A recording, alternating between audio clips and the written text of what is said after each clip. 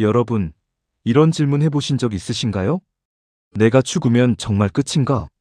천국은 진짜 있는 건가? 아니면 사람들이 만들어낸 이야기인가? 과학이 발달한 이 시대에 이런 질문이 마음 한켠에서 올라올 때가 있습니다. 오래 믿었는데도 가끔은 확신이 흔들릴 때가 있지요. 그런데 오늘 저는 이 질문에 대한 놀랍고도 분명한 답을 가지고 왔습니다. 약 2000년 전 이 세상에 단 한 번 일어난 사건, 십자가에 못 박혀 처참하게 죽으신 예수님이 사흘 만에 다시 살아나신 사건. 이것이 단순한 종교적 이야기가 아니라 실제로 일어난 역사적 사실이며, 그리고 그 사건이 우리 삶을 어떻게 완전히 바꿔놓는지 오늘 함께 깊이 들어가 보겠습니다. 마태복음 28장 5절에서 6절 말씀입니다.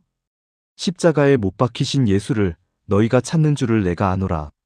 그가 여기 계시지 않고 그의 말씀하시던 대로 살아나셨느니라. 와서 그의 누우셨던 곳을 보라. 무덤은 비어 있었습니다. 예수님의 시신을 쌌던 세마포와 머리를 쌌던 수건만이 마치 누군가가 자고 일어나 자리를 정돈한 것처럼 개켜져 있었습니다. 이것이 부활의 시작이었습니다. 오늘 이 영상을 끝까지 보시면 부활이 여러분의 삶에 어떤 놀라운 변화를 가져오는지 직접 경험하실 수 있습니다. 사랑하는 여러분, 솔직하게 여쭤볼게요. 나이가 드실수록 이런 생각이 드시지 않으십니까? 내 주변에 먼저 떠난 사람들이 늘어만 가는데 나는 얼마나 더 살 수 있을까? 죽음 이후에 정말 무언가가 있을까? 천국이 정말 있는 걸까? 이것은 믿음이 약해서 드는 질문이 아닙니다. 인간이라면 누구나 품는 가장 근원적인 질문입니다. 요즘 세상을 보세요. 실리콘밸리에서는 평균 수명 500세 프로젝트를 진행합니다. 노화를 극복하고 영원히 살기 위한 연구에 천문학적인 돈을 쏟아 붓습니다. 왜일까요? 이 세상의 삶이 전부라고 믿기 때문입니다. 죽으면 끝이라고 생각하는 사람들은 불안과 두려움 속에서 삽니다. 더 많이 갖고, 더 누리고, 더 즐겨야 한다고 아등바등 몸부림칩니다. 그러나 아무리 애써도 마음 한편에 그 두려움은 사라지지 않습니다. 왜냐하면 이 땅의 것으로는 그 두려움을 채울 수 없기 때문입니다. 그런데 여러분, 성경은 전혀 다른 이야기를 합니다. 고린도전서 15장 19절입니다. 만일 그리스도 안에서 우리의 바라는 것이 다만 이생뿐이면 모든 사람 가운데 우리가 더욱 불쌍한 자리라. 만약 이 땅의 삶이 전부이고 그 이유가 없다면 우리가 세상에서 가장 불쌍한 사람이라는 것입니다. 그러나 반대로 말하면 부활이 있고 영원한 삶이 있다는 것을 아는 사람은 세상에서 가장 복받은 사람이라는 것입니다. 오늘 그 복을 확실히 여러분 것으로 만들어 드리겠습니다. 화면 비어있는 돌무덤, 흰 빛이 쏟아지는 장면. 부활은 허구의 이야기가 아닙니다. 역사가 증명하는 실제 사건입니다. 예수님의 탄생을 기점으로 인류의 역사는 BC와 AD로 나뉩니다. 이 한 분의 탄생과 죽음과 부활이 인류 역사 전체를 둘로 갈라놓은 것입니다. 사복음서와 사도행전에는 예수님의 3년여 공생애, 십자가, 고난과 부활 이후의 행적과 승천 사건이 아주 자세히 기록되어 있습니다. 고린도전서 15장 3절에서 8절을 보면 사도 바울 당시에도 부활하신 주님을 직접 본 사람들이 500명 이상이나 살아있었다고 기록합니다.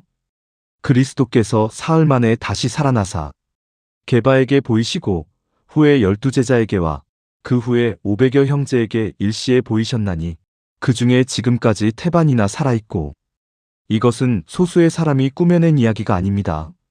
수백 명의 목격자가 있었습니다. 그리고 예수님을 직접 만난 제자들은 그 이후 어떻게 되었습니까? 죽음도 두려워하지 않고 담대히 복음을 전했습니다. 순교의 길도 기꺼이 걸었습니다. 사람이 거짓말을 위해 목숨을 바칠 수 있습니까? 결코 그럴 수 없습니다. 그들이 목숨을 바친 것은 부활이 진짜였기 때문입니다. 부활에는 세 가지 깊은 의미가 담겨 있습니다. 첫 번째 의미는 사랑입니다. 부활이 있기 위해서는 먼저 죽음이 있어야 했습니다. 예수님은 내가 죽으면 다시 살아난다는 것을 아셨습니다. 그러나 아무리 다시 산다고 해도 가시관을 쓰고 손발에 못 박힌 채 십자가에 달려 마지막 피 한 방울까지 내어주는 죽음이 결코 쉬운 일이 아닙니다. 여러분, 잠깐 상상해 보세요. 양손에 못을 박는다고 생각해 보세요. 양발에 못을 박고 허리에 창으로 찔리고 가시관을 쓴 채 숨이 끊어지는 것을 생각만 해도 끔찍하지요. 그럼에도 예수님이 기꺼이 그 십자가를 지신 이유가 무엇입니까? 영혼들을 향한 사랑 때문이었습니다. 요한복음 3장 16절입니다. 하나님이 세상을 이처럼 사랑하사 독생자를 주셨으니 이는 저를 믿는 자마다 멸망치 않고 영생을 얻게 하려 하심이니라. 로마서 5장 8절입니다. 우리가 아직 죄인 되었을 때에 그리스도께서 우리를 위하여 죽으심으로 하나님께서 우리에게 대한 자기의 사랑을 확증하셨느니라. 하나님은 말로만 나는 사랑이다라고 하시지 않았습니다. 독생자 아들을 십자가에 내어주심으로 그 사랑을 행동으로 확증해 주셨습니다. 이것이 역사상 가장 위대한 사랑의 증거입니다. 그리고 이 사랑이 있었기에 부활의 열매가 맺힐 수 있었습니다. 예수님은 아버지 하나님의 마음을 온전히 헤아리셨습니다.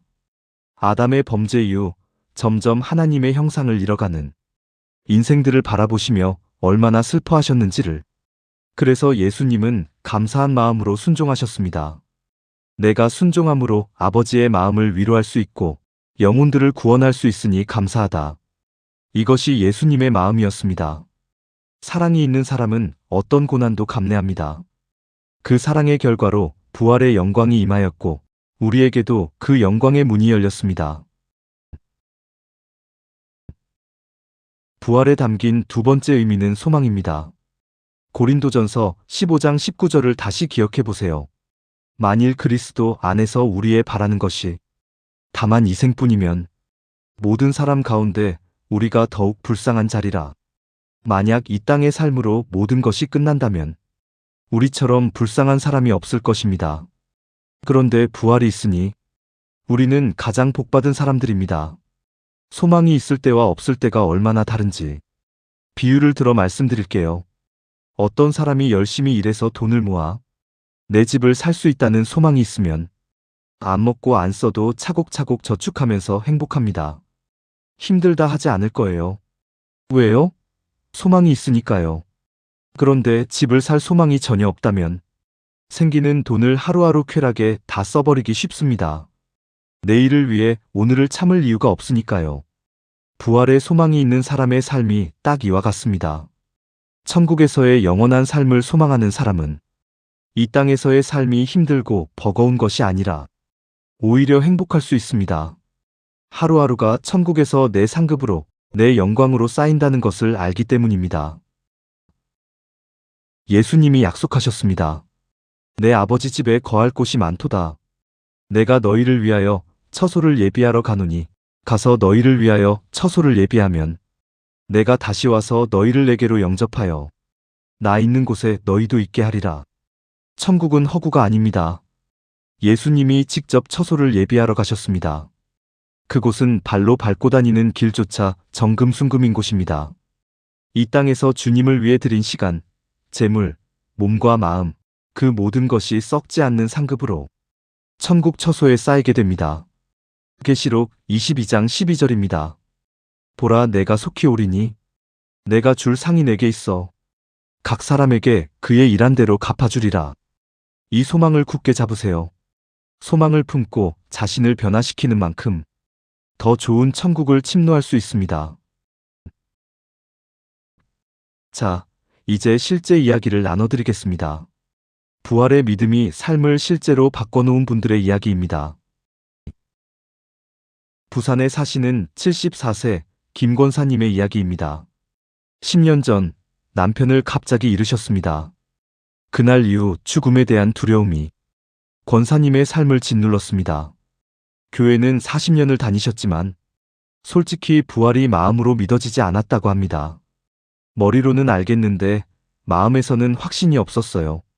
남편이 지금 어디 있는지, 진짜 천국이 있는지 불안하고 두려웠습니다. 그런데 어느 날 성경에서 이 말씀을 읽으셨습니다. 예수 안에서 자는 자들도 하나님이 저와 함께 데리고 오시리라. 자는 자, 예수님을 믿고 죽은 사람을 성경은 죽었다고 하지 않고 잠든다고 합니다. 잠은 깨어나기 위한 것입니다. 그 말씀이 마음에 들어온 순간 권사님은 처음으로 눈물을 흘리셨다고 합니다. 남편이 죽은 게 아니라 잠든 것이구나. 나도 곧 그 남편을 천국에서 만나겠구나. 그날 이후 죽음에 대한 두려움이 사라졌습니다. 지금 권사님은 이렇게 말씀하십니다. 이제 죽음이 두렵지 않아요. 오히려 기대가 됩니다. 거기서 남편 만나고 먼저 간 가족들 만나고 무엇보다 주님을 뵐 수 있으니까요. 부활이 단지 먼 미래의 이야기가 아니라 지금 이 땅에서도 역사한다는 것을 놀라운 실제 사례로 증거드리겠습니다. 한 권사님이 전신 3도 화상을 입으셨습니다. 얼굴만 빼고 온몸이 3도 화상이었습니다. 당시 서울대 병원의 의사가 직접 찾아와서 이렇게 말했습니다. 이것은 도저히 살 수 없는 상태입니다. 살아있는 것 자체가 하나님의 기적입니다. 병원에서 저 정도 화상이라면 몇 년에 걸쳐 여러 차례 피부 이식 수술을 해야 하고 그 고통은 헤아릴 수 없으며 살아도 온몸이 흉터로 가득 찬다고 했습니다. 그런데 기도를 통해 하나님이 직접 치료하시는 역사가 일어났습니다. 새살이 돋아나고 힘줄이 만들어지고 핏줄이 이어지며 몇 달 만에 흉터 없이 깨끗한 몸으로 회복되었습니다. 이것이 무엇입니까? 부활의 권능이 지금 이 땅에서도 역사한다는 증거입니다. 마가복음 16장 20절이 말씀합니다. 제자들이 나가 두루 전파할세 주께서 함께 역사하사 그 따르는 표적으로 말씀을 확실히 증거하시니라. 부활하신 주님은 2000년 전에만 일하시는 분이 아닙니다. 지금 이 순간도 여러분 곁에서 함께 역사하고 계십니다. 역사 속에서도 부활의 믿음이 삶을 어떻게 바꿔놓았는지 보여주는 놀라운 사례가 있습니다.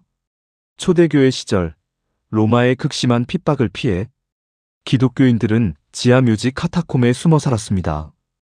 햇빛을 직접 보지 못하고 지하 무덤에서 생활하면서 한 분씩 먼저 세상을 떠나는 가족과 작별했습니다.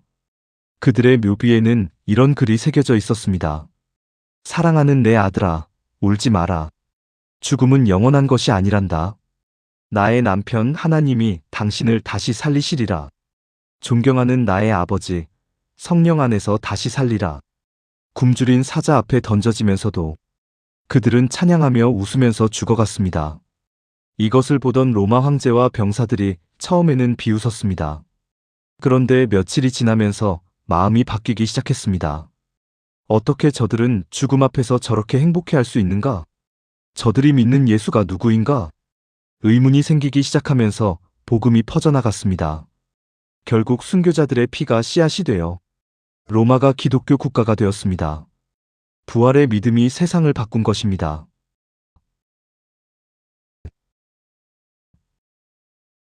자, 이제 가장 중요한 시간입니다.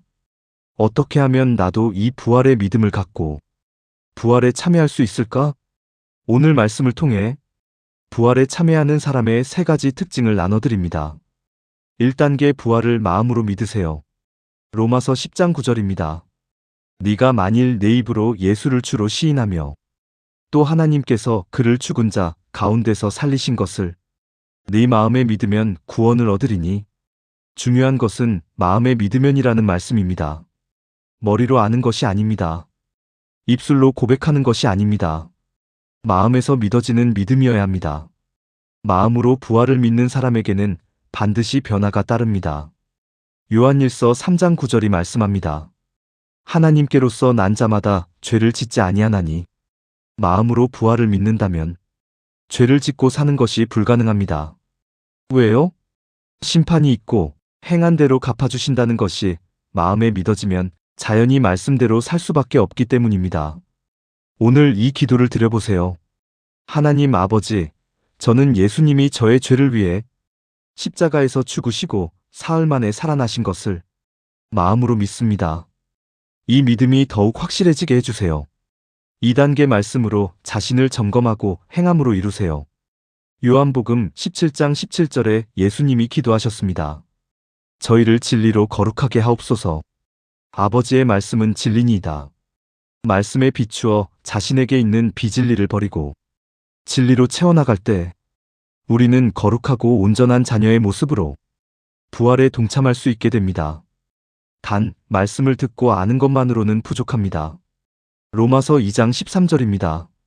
하나님 앞에서는 율법을 듣는 자가 의인이 아니요 오직 율법을 행하는 자라야 의롭다 하심을 얻으리니 구체적으로 어떻게 하실까요? 오늘 말씀을 들으시면서 마음에 걸리는 것이 있었다면 그것을 노트에 적어보세요. 내게 혈기가 있다. 서운함과 미움이 있다. 판단하고 정죄하는 마음이 있다. 이렇게 발견했다면 다음 단계는 행함입니다. 혈기를 발견했다면 실제로 혈기낼 상황을 만날 때 말씀을 떠올리고 참는 것입니다. 10번 내던 혈기가 7번으로 줄고 5번으로 줄고 결국 없어지는 것이죠. 그리고 불같은 기도를 통해 죄의 뿌리까지 뽑아내야 합니다. 잡초는 낫으로 베어도 뿌리가 남으면 다시 자랍니다. 근본 뿌리까지 뽑아야 잡초가 안 자라듯이 죄성도 근본 뿌리까지 빼내야 합니다. 3단계 열매를 맺으세요. 부활을 믿는 성도는 반드시 열매를 맺습니다. 어떤 열매입니까? 성결의 열매, 전도의 열매, 사명 감당의 열매. 요한복음 15장 8절입니다. 너희가 과실을 많이 맺으면 내 아버지께서 영광을 받으실 것이요. 베드로는 주님의 말씀을 마음에 새겼습니다.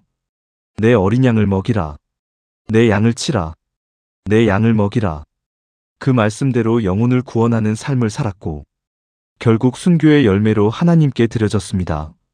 여러분도 주님 오실 때까지 자신이 속한 모든 곳곳에서 열매를 내야 합니다. 가정에서, 이웃에서, 교회에서, 이 땅에서 맺은 열매는 장차 부활 때의 주님 앞에서 큰 칭찬과 영광을 얻게 합니다. 4단계 날마다 죽는 연습을 하세요. 사도 바울이 고백했습니다. 고린도전서 15장 31절입니다. 나는 날마다 죽노라. 날마다 죽는 것이 자랑이라고 했습니다. 날마다 자기가 죽으면 어떻게 됩니까? 내 자존심, 내 교만, 내 욕심이 없어집니다. 그 자리에 진리가 채워집니다. 그리스도가 마음을 점령합니다. 이것이 온전한 부활의 삶으로 나아가는 길입니다. 매일 아침 이렇게 고백해 보세요. 주님, 오늘도 저는 나를 죽이고 주님의 뜻대로 살겠습니다. 제 마음을 다스리셔서 주님을 닮아가게 해주세요. 5단계 부활의 소망으로 이 땅의 삶을 투자하세요. 마태복음 6장 20절입니다. 오직 너희를 위하여 보물을 하늘에 쌓아두라. 거기는 좀이나 동록이 해하지 못하며 도적이 구멍을 뚫지도 못하고 도적질도 못하느니라. 이 땅에서 쌓는 재물은 언젠가 사라집니다. 그러나 하나님 나라를 위해 쓰는 재물, 주님을 위해 바치는 시간, 영혼을 위해 드리는 마음은 천국에 영원히 쌓입니다. 여러분이 이 땅에서 하나님을 위해 심는 것은 하나도 헛되지 않습니다. 계시록 22장 12절이 약속합니다. 각 사람에게 그의 일한 대로 갚아주리라. 오늘 하루 하나님을 위해 한 가지를 심으세요. 그것이 천국에서 영원히 썩지 않는 상급으로 돌아옵니다. 사랑하는 여러분, 오늘 함께 나눈 말씀을 정리해 보겠습니다. 부활은 실제로 일어난 역사적 사건입니다. 예수님은 십자가에서 죽으시고 사흘 만에 살아나셨습니다. 500명 이상의 목격자가 있었고 그것을 본 제자들은 목숨을 바쳐 증거했습니다. 부활에 담긴 3가지 의미를 기억해 주세요. 첫째, 사랑. 예수님의 십자가 죽음과 부활은 우리를 향한 하나님의 사랑의 확증입니다. 우리 한 사람 한 사람을 위해 목숨을 바치신 그 사랑. 둘째, 소망. 부활이 있기에 우리는 이 땅에서의 삶이 전부가 아님을 압니다. 천국에 소망이 있는 사람은 오늘을 가장 아름답게 살 수 있습니다. 셋째, 믿음. 부활을 마음으로 믿는 사람은 말씀대로 살게 됩니다. 열매를 맺게 됩니다. 그리고 장차 부활의 영광에 동참하게 됩니다. 데살로니가전서 4장 16절에서 17절의 약속을 기억하세요.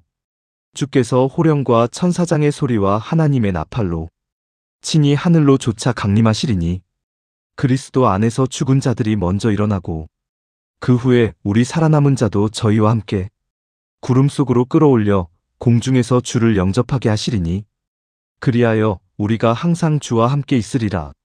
여러분, 우리는 살아서 주님을 맞을 소망 가운데 오늘을 살아가고 있습니다. 이 얼마나 복된 삶입니까? 카타콤의 성도들은 지하 무덤에서 살면서도 이 소망 하나로 찬양했습니다. 사자 밥이 되면서도 웃으며 죽어갔습니다. 여러분에게는 훨씬 더 좋은 환경이 있습니다. 오늘부터 부활의 믿음으로 살아가세요. 오늘 하루를 천국을 위한 투자의 날로 삼으세요. 그날에 주님 앞에서 당당히 설 수 있도록 말씀대로 살고 열매를 맺으며 부활의 영광에 동참하는 복된 여러분이 되시기를 부활하신 예수 그리스도의 이름으로 기도드립니다. 아멘. 오늘 영상이 은혜가 되셨다면 좋아요와 구독 꼭 부탁드립니다. 구독하시면 이런 말씀이 매주 전해집니다. 오늘 말씀 중에서 가장 마음에 와닿은 부분 또는 부활에 대해 새롭게 깨달은 것이 있으시다면 댓글로 나눠주세요. 여러분의 한마디 고백이 다른 성도님들에게 큰 힘이 됩니다. 그리고 이 영상을 주변에 꼭 나눠주세요. 죽음이 두렵거나 부활에 대해 확신이 필요한 분들에게 이 말씀이 전해지도록 함께 해주세요. 다음 영상에서도 더 깊은 말씀으로 찾아오겠습니다. 하나님의 크신 은혜와 평강이 여러분과 함께 하시기를 예수 그리스도의 이름으로 기도드립니다. 아멘.